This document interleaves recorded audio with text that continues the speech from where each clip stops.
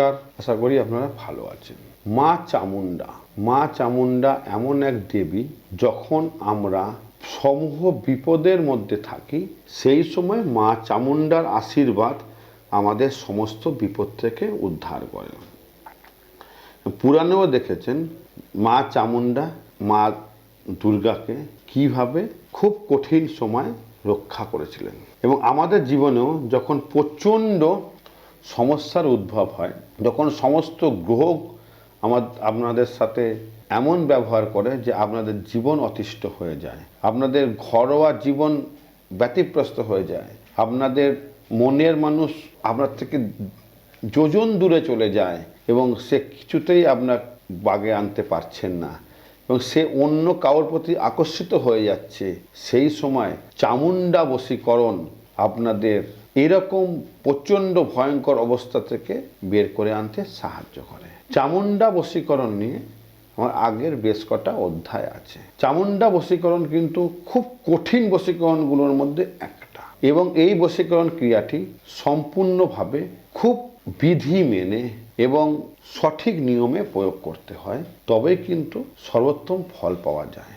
এবং যেহেতু বশীকরণ শাস্ত্র সম্পূর্ণ গুরুমুখী বিদ্যা এবং অবশ্যই ক্রিয়াটি গুরুর আদেশ নিয়ে এবং গুরুকে পাশে বসিয়ে করলে সমস্ত ভালো হয়। চামুন্ডা বশীকরণ কিন্তু শক্তিপীঠ ছাড়া আপনি করতে পারবেন না, যে কোনো শক্তিপীঠে বসে এটা আপনাকে করতে হবে এবং এটি ঘোর অমাবস্যায় মানে একদম মধ্যরাতে এটাকে করতে হবে এবং মা চামুন্ডার আশীর্বাদ নিয়ে আপনাকে করতে হবে।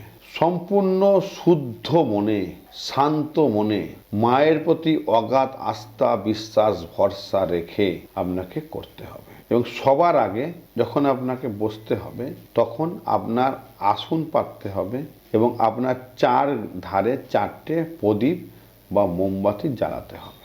তারপর সামনে লাল বস্ত্রকে পেতে তার ওপরে একটুখানি আলতা সিঁদুর অগ্রু ছড়িয়ে দিয়ে আপনার মনের মানুষের ছবিটা বা তার ব্যবহৃত বস্ত্র, তার ব্যবহৃত দ্রব্য এগুলো রেখে আপনাকে বসতে হবে। এবং আপনাকে সবার আগে যা দরকার সেটা হচ্ছে মনমোহিনী, রাজমোহিনী, মন ছটপট, লিঙ্গি ফল, প্রিয়ঙ্গু বীজ, পদ্ম বীজ, গোলাপ বীজ এবং যদি জোগাড় করতে পারেন টগর বীজ, এগুলো আপনাকে জোগাড় করতে হবে। এবং টগরের একটু মূল নিতে হবে, পদ্মর মূল নিতে হবে, একটু গোলাপের মূল নিতে হবে, 108টা অখণ্ডিত বেলপাতা লাগবে এবং কামবস্ত্র কামসিঁদুর নিয়ে আপনাকে বসতে হবে। পাতাল ভৈরবের মূল, শিয়াল সিঙ্গির মূল, ভুঁইকুমড়ো ফল, ভুঁইকুমড়ো মূল এবং মন ছটপটের মূল লাগবে। এবং যদি পারেন তো শ্বেত পলাশের দানা এবং শ্বেত পলাশের বীজ, দানা বা বীজ এবং তার মূল নিতে হবে। নিয়ে আপনার সামনে ওটাকে রাখতে হবে একটা মাটির পাত্রে, তাকে ভালো করে কর্পূর রেখে তারপরে ওই দ্রব্যগুলোকে রাখতে হবে এবং আপনার ছবিটাকে তার পাশে রাখতে হবে। রেখে প্রথমে মা চামুন্ডারকে স্মরণ করতে হবে। তাকে যদি মন্ত্র না দিয়ে স্মরণ করেন, চোখ বুঝে মা চামুন্ডার চিন্তা করতে হবে এবং যখন আপনার অবয়ের মধ্যে মা চামুন্ডার মুখ ভেসে উঠবে, তারপরে যাকে আপনি চাইছেন বশীকরণ করতে তার চিন্তা করতে হবে এবং তার মুখটাকে ভাসাতে হবে।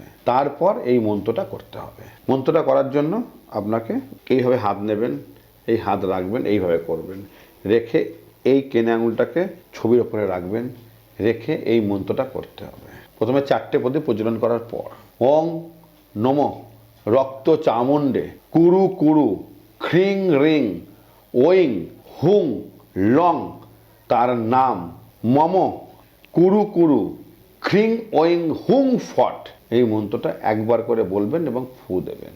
ওই যেভাবে বললাম মুদ্রা, ওই মুদ্রাতে 308 বার, 808 বার বা 1008 বার মন্ত্রটা বলবেন এবং ফু দেবেন।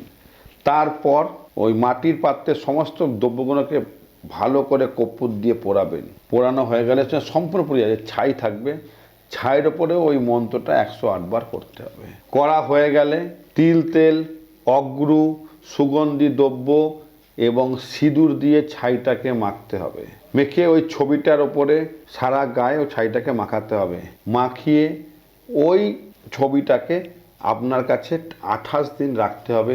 প্রত্যেক দিন 308 বার করে ছবিটার পর মন্ত্র করতে হবে।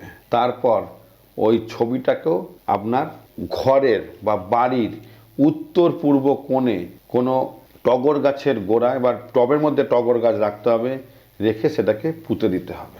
এবং তারপর দেখবেন আপনার গ্রহগত বা কার্য নক্ষত্রে ক্ষতি করা সত্ত্বেও আপনার মনের মানুষ আপনার আবার আগের দিকে চলে এসছে, আপনার সম্পর্ক একদম স্বাভাবিক হয়ে গেছে। করে দেখুন, গ্যারান্টি দিয়ে বললাম, পরীক্ষিত সত্য।